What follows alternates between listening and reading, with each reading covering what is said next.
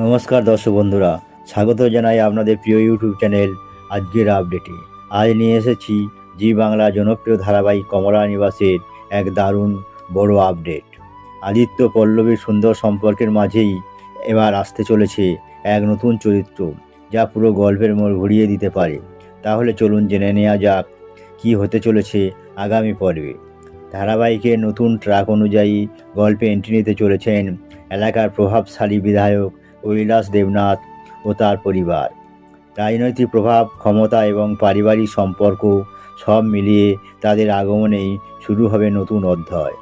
শুধু তাই নয়, কৈলাস দেবনাথের মেয়েকেও দেখা যাবে গল্পে। আর এখানেই রয়েছে সবচেয়ে বড় চমক, আদিত্যর বাবা রাজনৈতিক সম্পর্ক আরও মজবুত করতে আদিত্যর সঙ্গে এমএলএর মেয়ের বিয়ে দেওয়ার উদ্যোগ নেবেন।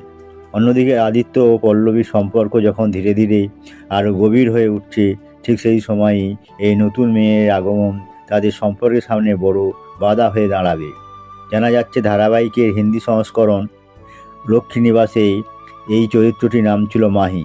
বাংলা সংস্করণেও একই নাম রাখা হতে পারে বলেও জোর জল্পনা চলছে।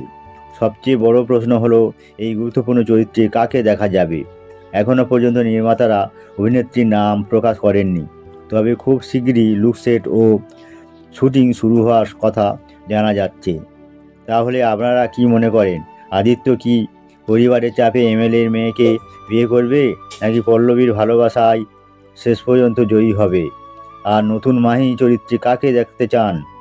আপনার মতামত অবশ্যই কমেন্টে জানান। ভিডিওটি ভালো লাগলে লাইক করুন, বন্ধুদের সঙ্গে শেয়ার করুন এবং আজকের আপডেট চ্যানেলটি সাবস্ক্রাইব করে পাশে থাকা বেল আইকনটি চাপতে ভুলবেন না। ধন্যবাদ।